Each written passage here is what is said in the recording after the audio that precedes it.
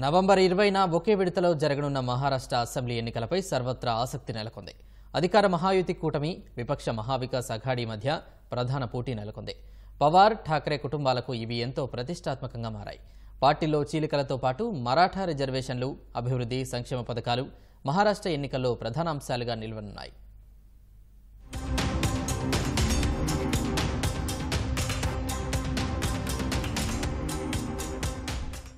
Maharashtra assembly ఎన్నికలు దేశవ్యాప్తంగా ఆసక్తి రేపుతున్నాయి. శివసేన, ఎన్సీపీ పార్టీల్లో చీలిక తర్వాత ఆ రాష్ట్రంలో జరుగుతున్న తొలి అసెంబ్లీ ఎన్నికలు ఇవే.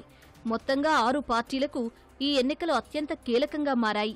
బీజేపీ, శివసేన, ఎన్సీపీ, శివసేన ఉద్దవ్ ఠాక్రే వర్గం, ఎన్సీపీ శరద్ చంద్ర పవార్ వర్గం, కాంగ్రెస్కు ఈ ఎన్నికలు అగ్ని పరీక్షలా నిలవనున్నాయి.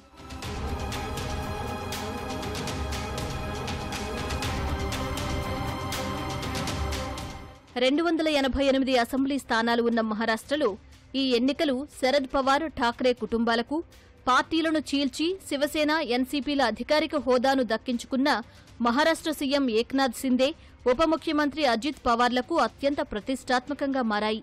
2019 అసెంబ్లీ ఎన్నికల్లో అధికారానికి చేరువగా వచ్చి శివసేనతో విభేదాల కారణంగా ప్రభుత్వాన్ని ఏర్పాటు చేయలేకపోయినా బీజేపీ, గతంలో సుదీర్ఘకాలం మహారాష్ట్రలో అధికారం చెలాయించిన కాంగ్రెస్ కూడా ఈ ఎన్నికలను ప్రతిష్టాత్మకంగా తీసుకుంటున్నాయి.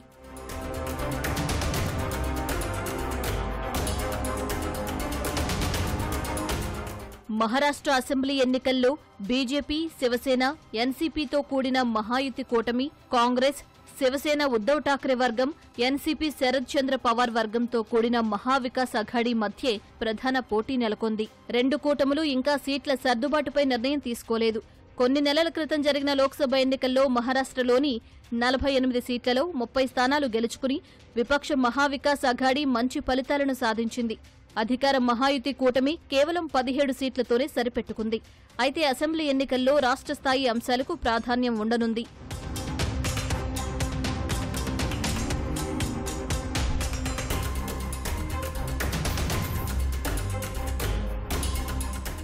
మహారాష్ట్ర రాజకీయాల్లో గడిచిన 5 ఏళ్లలో అనూహ్య పరిణామాలు చోటు చేసుకున్నాయి.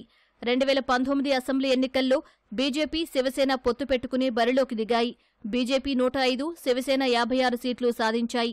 ఎన్సీపీ 44, కాంగ్రెస్ 54 సీట్లలో గెలిచాయి. ముఖ్యమంత్రి పదవి విషయంలో విభేదాలు తలెత్తడంతో సిద్ధాంతపరంగా తన బద్ధశత్రువులైన కాంగ్రెస్, ఎన్సీపీతో శివసేన జట్టు కట్టింది. ఉద్దవ్ ఠాక్రే ముఖ్యమంత్రి అయ్యారు. 2022లో శివసేన నేత ఏక్నాథ్ సిందే అనూహ్యంగా పార్టీని చీల్చి బీజేపీతో జట్టు కట్టారు. కాషాయ పార్టీ మద్దతుతో ముఖ్యమంత్రిగా బాధ్యతలు చేపట్టారు. ఆ మరుసటి ఏడాదే ఎన్సీపీలోనూ చీలిక వచ్చింది. శరద్ పవార్తో విభేదించి అజిత్ పవార్ మహాయుతి కూటమిలో చేరారు. ఉప ముఖ్యమంత్రి అయ్యారు. ఇప్పుడు ప్రజాకోర్టులో అసలైన ఎన్సీపీ, శివసేన ఎవరనేది ఆయా వర్గాలు తేల్చుకోనున్నాయి. పార్టీల్లో చీలికలతో పాటు మరాఠా రిజర్వేషన్లు, అభివృద్ధి పథకాలు మహారాష్ట్ర ఎన్నికల్లో ప్రధాన అంశాలుగా నిలవనున్నాయి. ముఖ్యంగా అధికార మహాయుతి కూటమికి ఈ ఎన్నికలు కీలకంగా మారాయి. ఎన్సీపీలో 2 వర్గాలు మళ్లీ కలుస్తాయని, బీజేపీకి సీఎం ఏక్నాథ్ సిందేకు మధ్య విభేదాలు ఉన్నాయని వదంతులు చెలరేగుతున్నాయి. అయితే అసెంబ్లీ ఎన్నికల్లో మెరుగైన ప్రదర్శనతో సత్తా చాటాలని మహాయుతి పార్టీలన్నీ గట్టి పట్టుదలతో ఉన్నాయి. ముఖ్యంగా సంక్షేమ పథకాలు తమకు ఓట్లు తెస్తాయని అధికార కూటమి ఆశలు పెట్టుకుంది. హర్యానాలో 10 ఏళ్ల ప్రభుత్వ వ్యతిరేకతను కూడా అధిగమించి అనేక ప్రతికూల అంశాల మధ్య బీజేపీ హ్యాట్రిక్ విజయం సాధించడం మహాయుతి కూటమికి మంచి బూస్ట్ ఇచ్చింది. మరోవైపు లోక్సభ ఫలితాలిచ్చిన జోష్తో అసెంబ్లీ ఎన్నికల్లో సత్తా చాటాలని విపక్ష మహావికాస్ అఘాడీ కూటమి భావిస్తోంది. అయితే హర్యానాలో కాంగ్రెస్ పెద్దగా సత్తా చాటకపోవడంపై శివసేన ఉద్దవ్ ఠాక్రే వర్గం ఇప్పటికే విమర్శలు గుప్పించింది.